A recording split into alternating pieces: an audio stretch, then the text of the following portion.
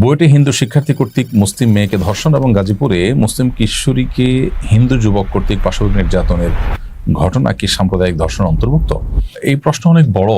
এই প্রশ্নের উত্তর দেওয়ার আগে যেটি আমি বলতে চাই সেটা হলো যে আজ থেকে বেশ কয়েক বছর আগে থেকেই সোশ্যাল মিডিয়াতে বেশ কিছু স্ক্রিনশট ভেসে বেরিয়েছে।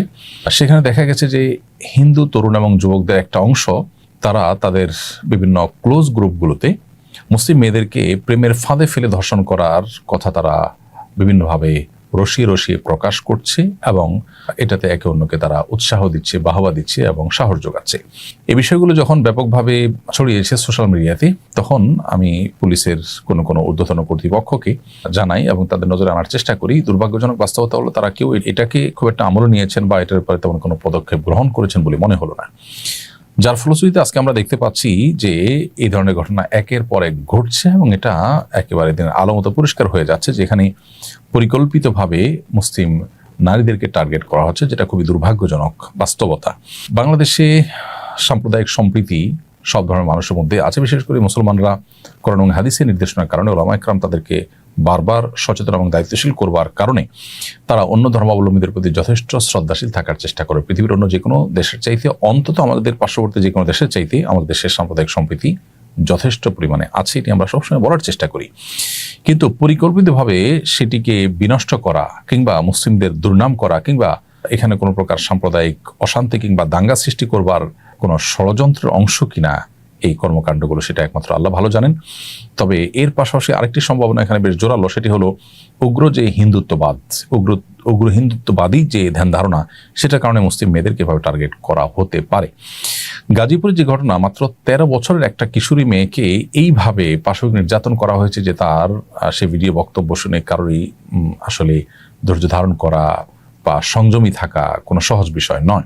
অথচ দুর্ভাগ্যজনক বাস্তবতা হলো যে সেই ঘটনার সাথে জড়িতদের 2-1জনকে গ্রেপ্তার করা হলেও সেই ঘটনাকে নর্মালাইজ করার জন্য বলা হলো যে এটা নাকি প্রেমের ঘটনা ছিল।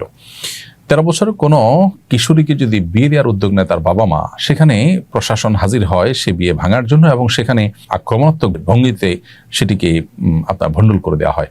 প্রশ্ন হচ্ছে 13 বছর বয়সে কোনো মেয়ে যদি স্বেচ্ছায়ও কারোর সাথে আপনার শারীরিক সম্পর্কে জড়ায়, সেটাও কি প্রচলিত আইন অনুমোদন করে কিনা?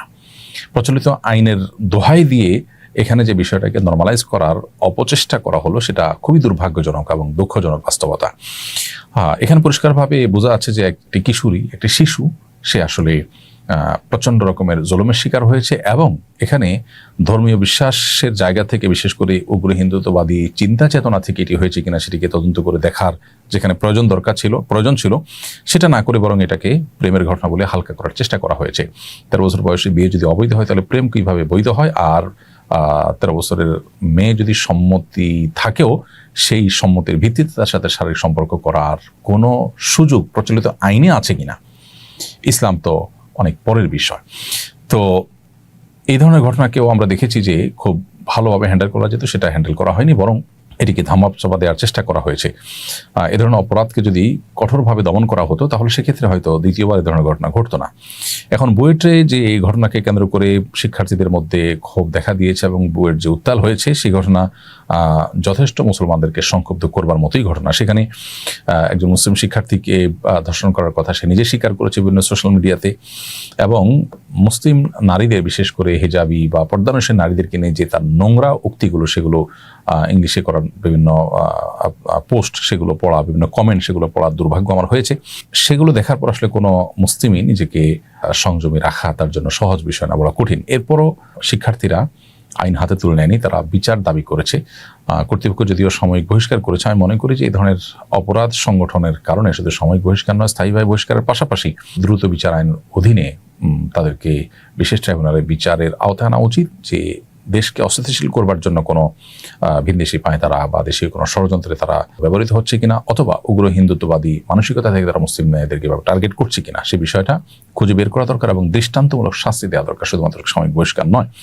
এই জন্য পুরো বিষয়টাকে তদন্ত করা এবং তদন্ত করে প্রকৃত ঘটনা উদ্ঘাটন করে সর্বোচ্চ দৃষ্টান্তমূলক শাস্তি যেন কার্যকর করা হয়, সেটা আমরা জোর দাবি জানাচ্ছি এবং ধামাচাপা দেওয়ার মানসিকতা থেকে আমাদের সরে আসতে হবে। এক শ্রেণীর সুশীল এবং এক শ্রেণীর মিডিয়াকে আমরা দেখতে পাই এই ধরনের ইস্যুগুলোতে তারা অনেকটা নীরব দর্শকের ভূমিকা পালন করছে। আজকে ভিকটিম যদি কোনো হিন্দু মেয়ে হতো, গাজীপুরে 13 বছরের মুসলিম মেয়েটার জায়গায় যদি 13 বছরের কোনো হিন্দু কিশোরী হতো এবং ধর্ষকের জায়গা বা পাশবিক নির্যাতনকারীর জায়গায় যদি কোনো মাদ্রাসার শিক্ষার্থীরা হতো, তাহলে এই ঘটনাকে নিয়ে কি পরিমাণ তোলপাড় করতো তথাকথিত নারীবাদী অথবা তথাকথিত এক শ্রেণীর সুশীল এবং মিডিয়া।